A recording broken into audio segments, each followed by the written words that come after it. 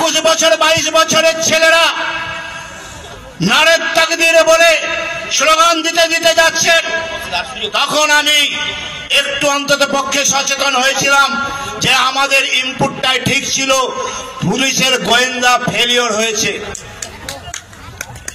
এই পুলিশের উপরে ভরসা করবেন না। এই যে খাকি বর্দি পরে বসে আছে, এরা সব তৃণমূলের দালাল। আর সেই ঝুলিয়ানে আমি আপনাদেরকে জ্বলন্ত সাক্ষী বলছি, অন রেকর্ড বলছি, আমার কাছে সে ডাটা আছে। যেদিন ঘটনা ঘটে, ঘোষপাড়ে প্রথম আক্রমণ হয়, আমরা বুক চিতিয়ে এই উগ্র মৌলবাদী মুসলিমদের সঙ্গে 4.5 ঘন্টা লড়াই করেছি। পুলিশের পর পুলিশকে ফোন করেছি। আজকে যে এসপি আপনার জেলায় রয়েছে, এসডিপিও জঙ্গিপুর রয়েছে, লোকাল থানার ওসি রয়েছে, আমি প্রত্যেককে অন্তত পক্ষে 100 বারের ওপর ফোন করেছি, ফোন রিসিভ করেনি। তখনই আমরা জেনে গেছি এটা পুলিশ এবং বর্তমান শাসকের মিলিত চক্রান্ত। পুলিশ আপনাকে নিরাপত্তা দিতে পারে না। এই পুলিশের উপরে বিন্দুমাত্র ভরসা করবেন না। যারা এখানে আজকে দাঁড়িয়ে আছে পোশাক পরতে, ওদের লজ্জা নেই, ওদের মান সম্মান নেই।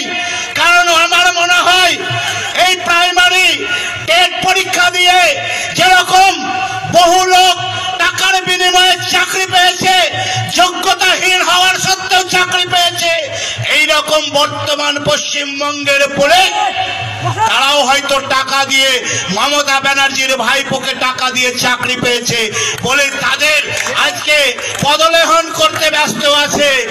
আর তারা নিরাপত্তার যে বিষয়, সেই বিষয় আমরা শামশেরগঞ্জ তথা গোটা পশ্চিমবঙ্গে এটা নিয়ে তিনবার যখন ভারতবর্ষে সিএএ লাগু করার জন্য আইন পাশ করা হয়েছিল, আপনারা প্রত্যেকেই জানেন এই রাজ্যে সিএএর বিরোধিতা কে করেছিল? এই তৃণমূল কংগ্রেস করেছিল। রাস্তায় কারা নেমেছিল? এই তৃণমূলের উগ্রবাদী মুসলিমরা নেমেছিল। তারপরে চলে আসুন নূপুর শর্মার ঘটনা। নূপুর শর্মার ঘটনায় যখন আমাদের ধুলিয়ানে মন্দির আক্রান্ত হলো, আমরা প্রতিবাদে নামলাম। সেই সময়তেও কিন্তু কারা নেমেছিল?